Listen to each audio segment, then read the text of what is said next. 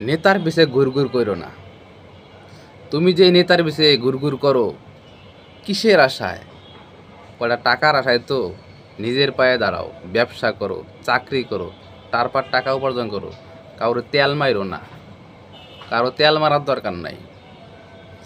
তুমি যে নেতার পিছে ঘুরঘুর কইরা তোমার লাইফের মূল্যবান সময়গুলো নষ্ট করতেছো, সেই নেতার সন্তান বিদেশে লেখাপড়া করায়, কিছুদিন পর লেখাপড়া করে আসে, সেই নেতার ছেলেই নেতা হবে।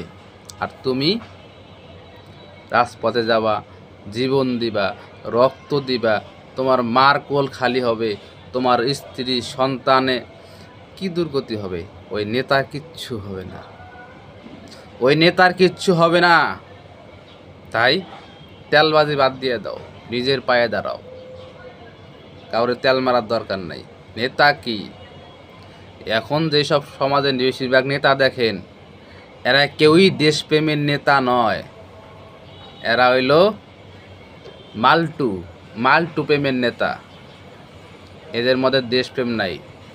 ভালো করে খেয়াল করে দেখো, যদি তারা ক্ষমতায় যায়, এক পা থাকে দেশে, আরেক পা থাকে বিদেশে। টাকা পাচার করবে, ক্ষমতা শেষ, টুস করে চলে যাবে, আরামে জিন্দগি পার করবে।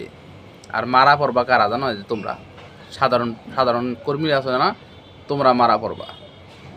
তাই এই তেলবাজি বাদ দিয়া নিজের পায়ে দাঁড়াও, ব্যবসা করো, চাকরি করো, যে কোনো কাজ করে খাও। তা ওই কারো পিছে ঘুরঘুর করো না, খাওয়ার আশা করো না। নিজের জীবনটাকে সুন্দর করো।